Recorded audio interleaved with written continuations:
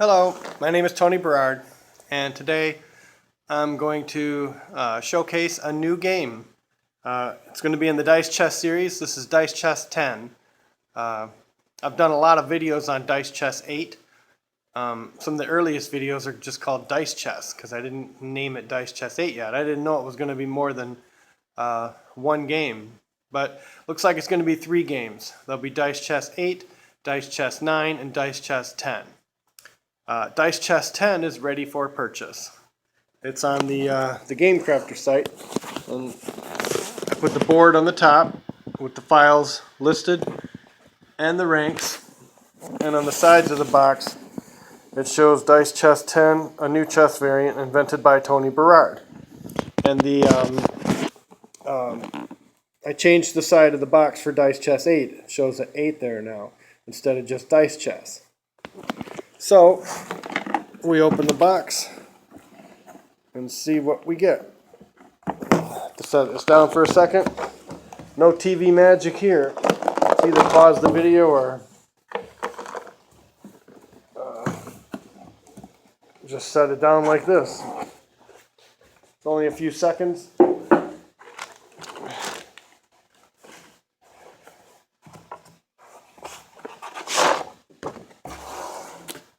Alright, so I'll stand up so I can get an aerial view.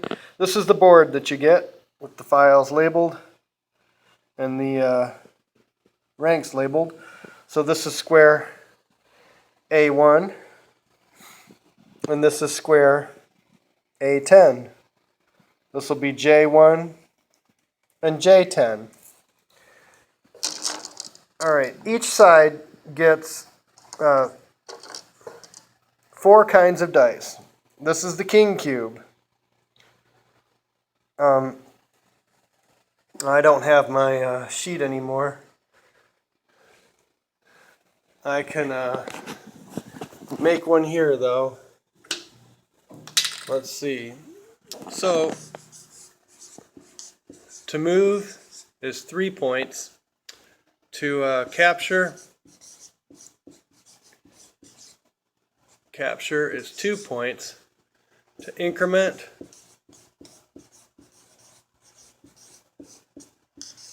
that's 1 point. Decrement,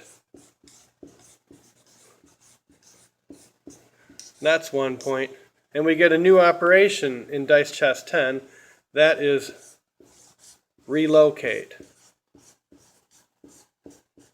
And that's 2 points. Thing back on the pen so it doesn't dry out.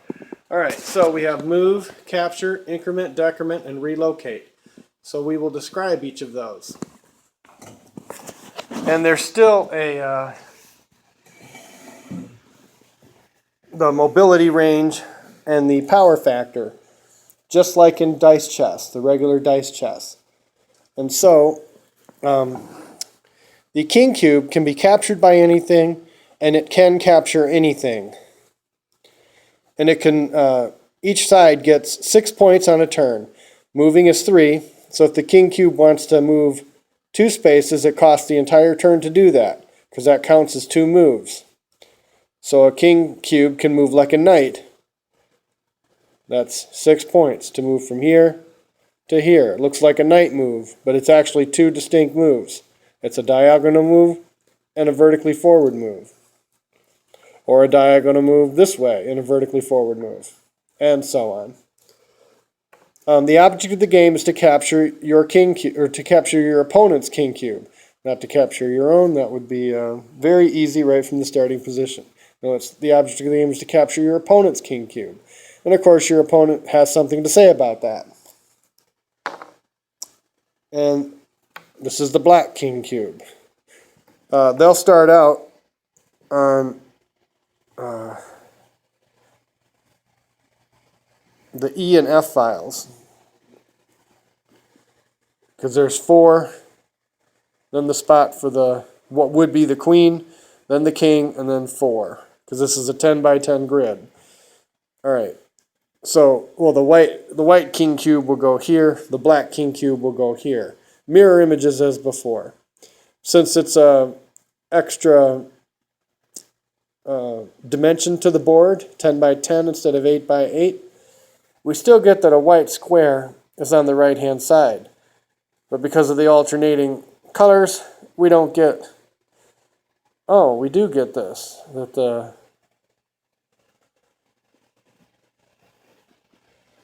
white on right, oh, yes, the white queen would go here and it's on a black square. We lose that. So, can't keep everything when you change the dimension, so that's one of the things that was lost. Alright, so this is a regular die. It's a D6, as some people would know. In this game, they're going to be called men or soldiers. On the opening rank, or the pawn rank, where it would be the pawns in chess, they'll be set to 3s. So you get a row of 3s. Because when you advance them, you can advance 1, 2, or 3. But because these are dice, they can also go diagonally, 1, 2, or 3. Or even horizontally, 1, 2, or 3.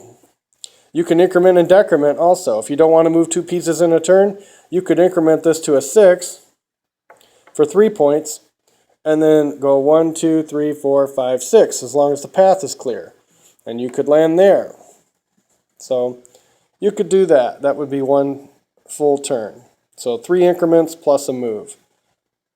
Alright, so that's your men. And then you get your horses. This is a D8. This is known as a D8 in other games and stuff, but in this game they'll be called the horses. And you'll have one horse here where the queen goes set to an 8. And then you'll have 7, 6, 5, 4, and on this side 7, 6, 5, 4 with horses. And so if you have a man and a horse, the man will be able to capture the horse if the horse is at the largest mobility range, or even at a 7, because the largest mobility range that a man has is 6, and the horse has 2 more in addition to that. So the horse is weaker at 7 and 8, and so, but let's say it's white's turn. White could decrement to a 6, equaling the power level, and then capture. That would be a full turn because 1 point for the increment, followed by 3 points for the move, followed by 2 points for the capture. 6 points total. So a horse at a 7 can capture a 6 using a full turn. Alright, so each side gets these men and horses and the king cube as described. The king cube goes here. There's one more piece. This is called the Immortal Guardian. And the Immortal Guardians, they start out at a 3. And they're on E4 and F, what's it, 5? 6, 7, 8, 9, 10. I guess E5. E5 and F5. Yes. E5 and F5. And they're a little bit different color than white. I chose yellow because yellow is closest to white. And the black side will get 2 blue Immortal Guardians. And those will be set to 3 on E6 and F6. Like so, in the starting position. And the Immortal Guardians, they are immortal in that you cannot capture them. They are immune from capture, but you can relocate them. So suppose black has a 2 here, and this is a 3. Black can go ahead and move on to the square that the Immortal Guardian is located on, And when you relocate, again, relocate costs 2 points. See it on the bottom there? It costs 2 points, and you may place the Immortal Guardian anywhere on the board. Now, and you can also choose the power level. Most likely you would choose a 1 or an 8 because those are the extremes. And so that would reduce its mobility if you choose a 1. If you choose an 8, you're choosing that to make it as weak as possible so that it can't capture. So anything in between, well, you might choose it for other reasons, I guess. I don't know. It would depend on the board position, I suppose. So, but anyway, it seems to me that the most common choices would be 1 or 8. And then that's what the relocate is. Now the 2 is occupying where the Immortal Guardian was, and the Immortal Guardian got moved over to here, relocated over to here. And so that would be 3 plus 2 for the relocate. There's still 1 more point. Probably would decrement to a 1 to protect it from the other Immortal Guardian, because the Immortal Guardian could decrement to a 2 and capture this, but now it cannot decrement twice and capture this. So the 1 is safe. So the 1 successfully relocated, or the 2 turning into a 1 successfully relocated this Immortal Guardian. All right. Now the Immortal Guardians, that's how they're immortal. You cannot capture them. But they're also guardians. And how can they be guardians? Well, they're guardians because they are confined to their half of the board. So the yellow Immortal Guardians are confined to the first 5 ranks. And the blue Immortal Guardians are confined to the second 5 ranks. And there's 2 conditions that unlock their ability to occupy the whole board. 1 is under control of each player.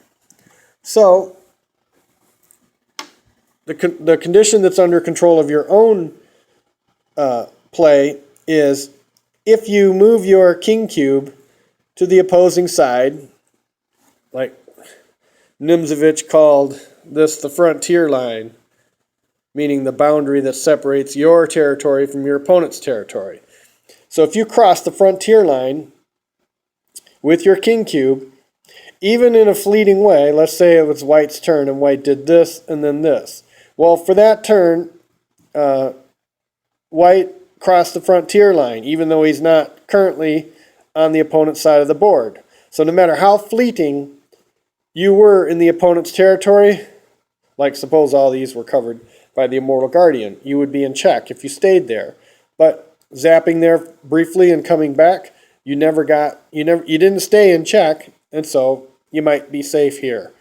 And now your Immortal Guardians, now this 3 is threatening to relocate this guy.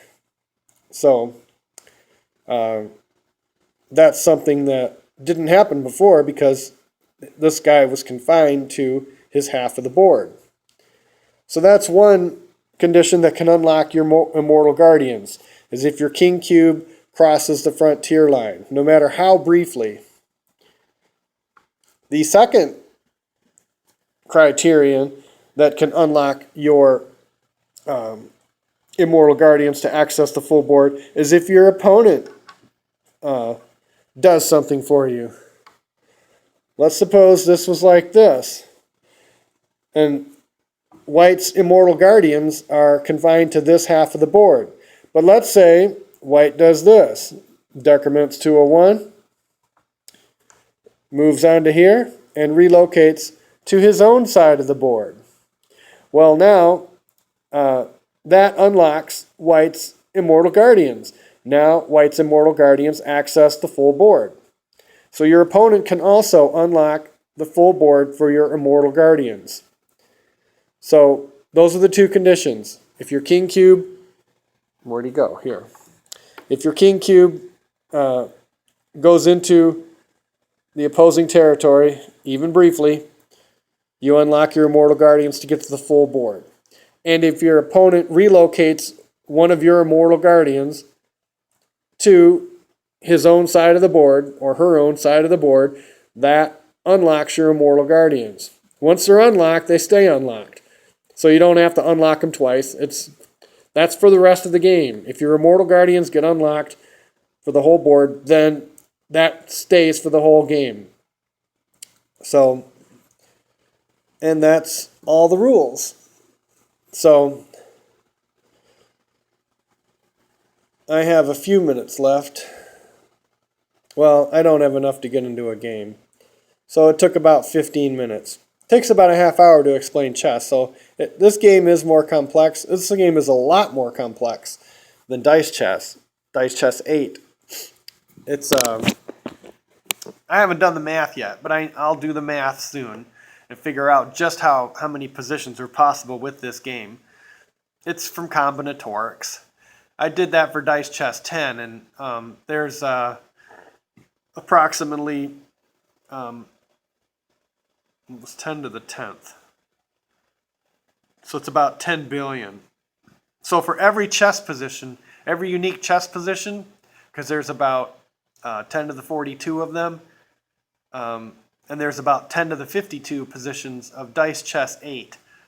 And so for every chess position, there's about 10 billion Dice Chess 8 positions. So there's 10 billion times as many positions in Dice Chess 8. So I haven't done the calculation for Dice Chess 10, but it's going to be a lot. And so you can get this game. I guess I'll do some promotional work now. You can get this game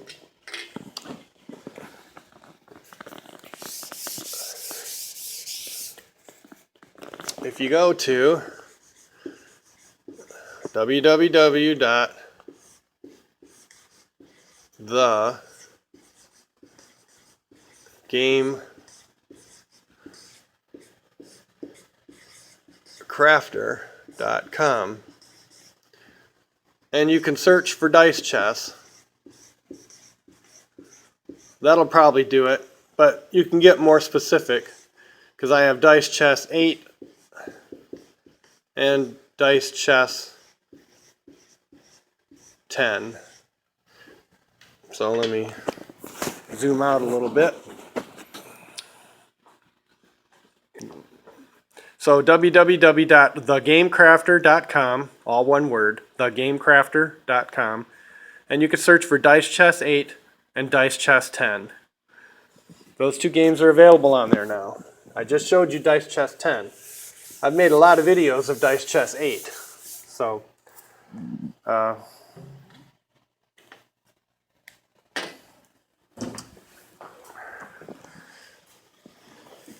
and I've told you about unlocking the Immortal Guardians so that they can access the full board. So, and an Immortal Guardian, it can be captured by, or a King Cube can be captured by an Immortal Guardian. So you can lose the game if your Immortal Guardians are unlocked and you're still on your side of the board. So, like right now, this Immortal Guardian is checking this King because it can increment to a 4. So I guess I'll make one more comment.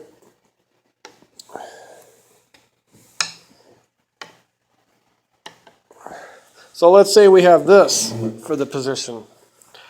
So White has just a King Cube and 2 Immortal Guardians.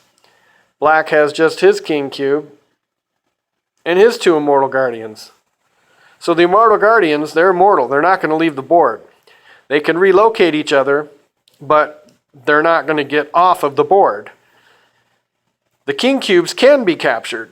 So right now, this King Cube is in check. So let's say it's White's turn. White might do this. Or even, let's say this.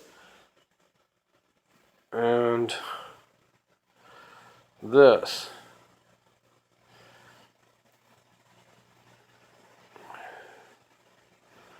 So let's say 3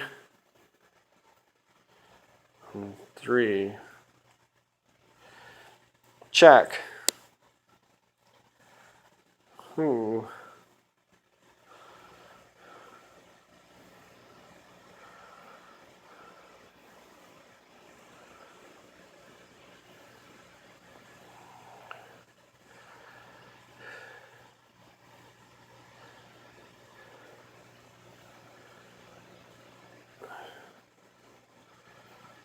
check.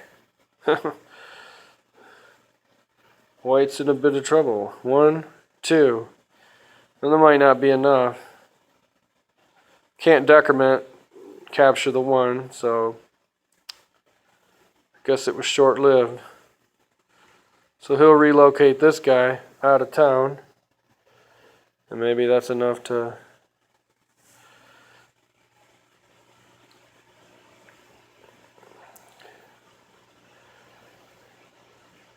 So... 1, 2, 3. Try to get some help back over here. So 3.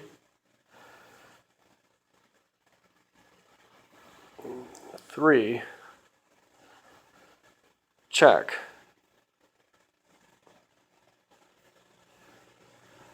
Still not checkmate, because he can do this.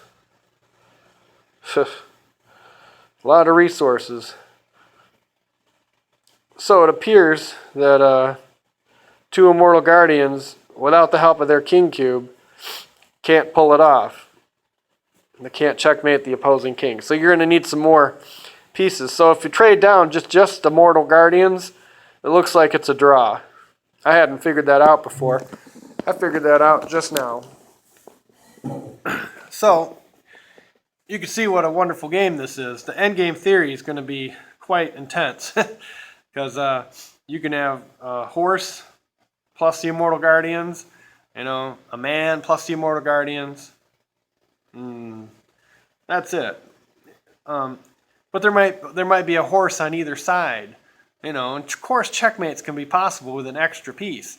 There was very little flight left here. If there was a horse here or something, that's it. There was no escape after that. Oh, I guess there was still an escape. They could have done this, blocking it. And because it's a 1, let's say it was a 2. Well, it's still not going to be enough. And then you relocate out of dodge. Check. 1, 2. There's not enough there. So, but if there was a horse or something, a black horse here, that would have been enough. Or let's even say 2 horses. I don't know. So the endgame theory is going to be greatly enriched because the Immortal Guardians are always going to be there. They're immortal. So, well, anyway, that's the game. I've shown you how to get it. So if you play it, send me the game score. The moves are, you could just do like if you're incrementing, this would be E4 plus. And that would be incrementing the 3 to a 4. Like so. Or E4 minus. Like that. That would be a decrement. And if you capture something like this, this would be E4 times D3, F3. E4 times F3, like that. And if you're doing a relocate, something like this would be F3,